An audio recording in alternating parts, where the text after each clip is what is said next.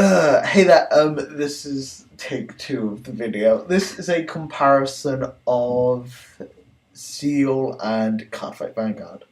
At the moment, you could pretty much say Cardfight Vanguard is the dominant one. Yeah. I was looking at viewing figures in which they've actually been taken off Pojo now, and I cannot find the link, which I should have saved it.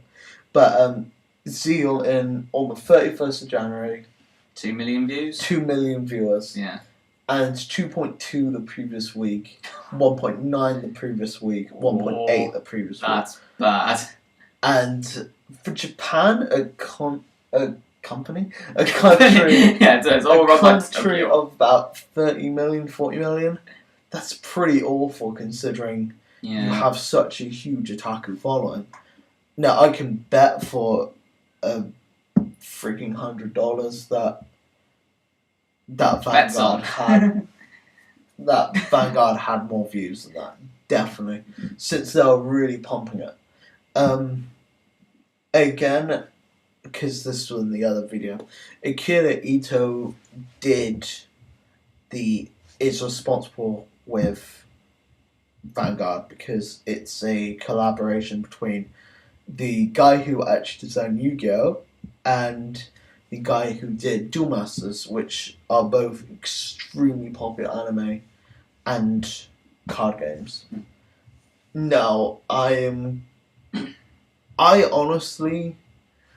getting Vanguard stuff posted, but I honestly play both.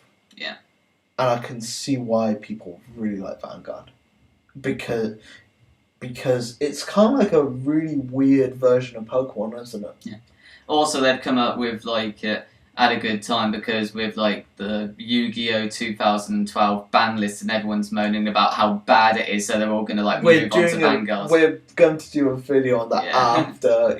We're kind of being video whores at the moment, seeing ourselves. But we're doing a video on that, so really please watch that if you want to see some venting. But yeah, the most important thing, characters. This, for me, is where Cardfight Vanguard really shines in comparison. All you need to know about the anime, Zexal, nothing. That Cardfight, a lot. That's all you need to know.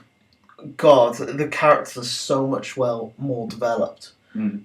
And it's, of course, the thing with anime is, especially long-running anime, is you have to have development. Yeah, you need to know about the characters. The problem with it at the moment is Zexal, apart from a little bit, there's no character development whatsoever. You can't really get into the characters' past and all that. Whereas with Vanguard, you know exactly what's going on with all the main characters. And you can kind of connect with them, can't you? You can understand what they're part of the story Aichi is. Especially, because you are pretty much Aichi. As he goes into the game, you're kind of seeing it through his eyes, you're not familiar with it, and stuff, and you're learning throughout. And it's very well done in that manner. And there's always those top players that you want to beat. There's the people at the club you're thinking, oh, I really want to get as good as them. That's him looking up to Kai, isn't it?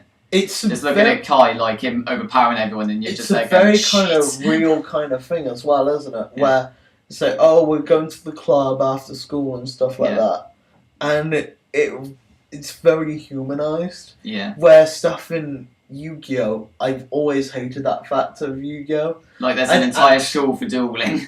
Yeah, and actually, if you notice, on the holiday episode, they actually took the piss out of it with the drawing thing. And actually, that are looking at Samochi. And they're just looking what the fuck are you doing? You're taking this way too seriously. So well done. It's such a jab at things like Yu-Gi-Oh! Though. So realistic. Cardfight compared to anime. You can just imagine if that was in real life or something. You coming home and what did you learn at school today, Matt? I learned how to special summon Kazan in a 6-sand deck. Oh god. I always hated that fact about Yu-Gi-Oh! It took itself too seriously. And Zeal tries to take itself too seriously, but it's so fucking stupid. It's like having a retard in the room trying to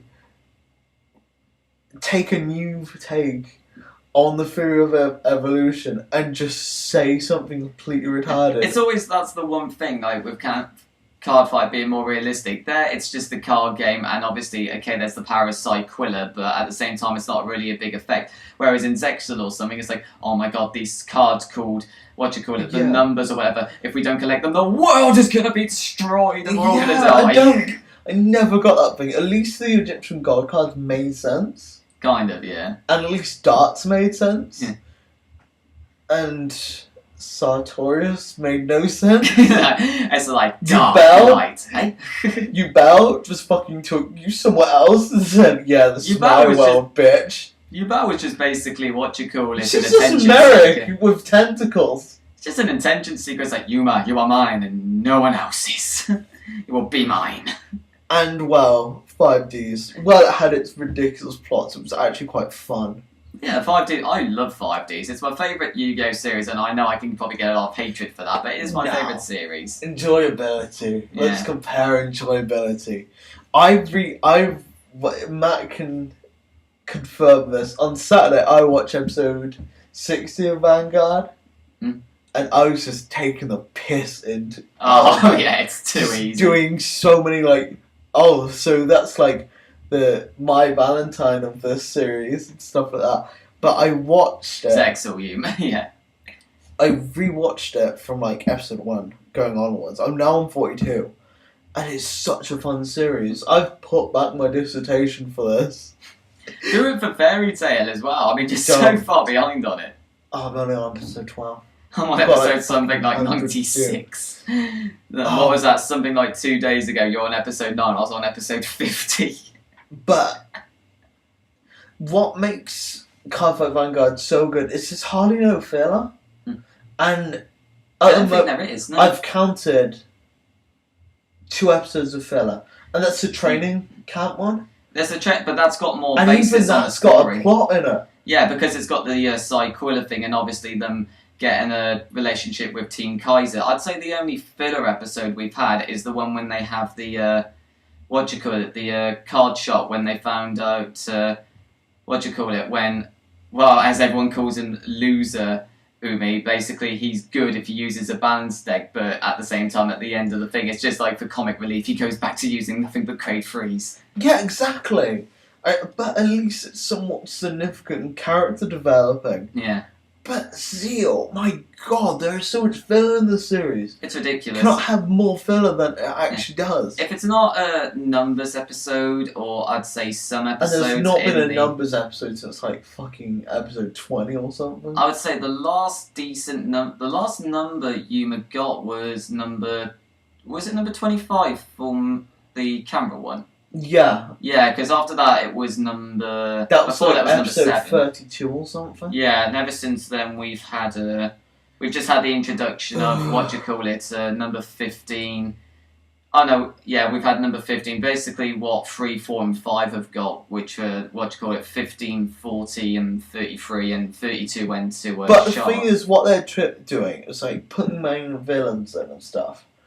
But they have no character development at all. They're just there for the sake of being there. It's like, oh yeah, we need a villain. We need these random people. In a way, they're trying to copy Marek, like the Rare Hunters. Yeah, the World Duel Carnival is basically like Battle City, but the problem with it, it's the shitter version. Basically, with Battle City, they automatically introduced Marek, but we had cover of him.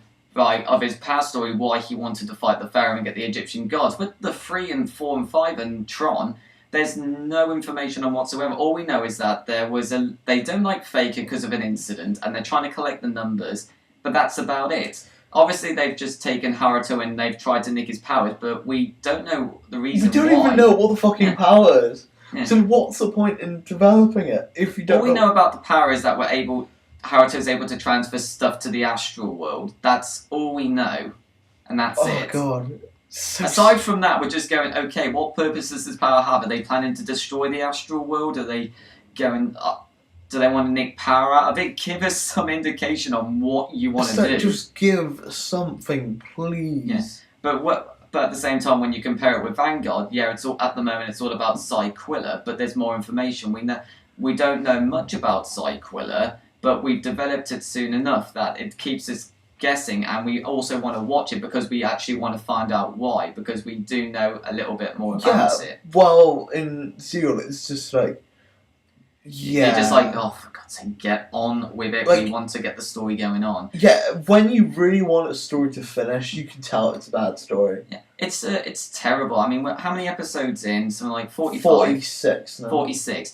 And it's just like, it's out around, it's like Zexal. We've just had a fight between 3-4, Kaito and Yuma. We get Neo Galaxy Eyes Photon Dragon. They defeat them. They find out they can't take their numbers due to a mysterious power which hasn't been explained. And then what do? They go on to Robin, who hasn't been shown since like episode 7, who controlled number 83 Galaxy episode Queen. Episode 3, actually. Episode 3, okay.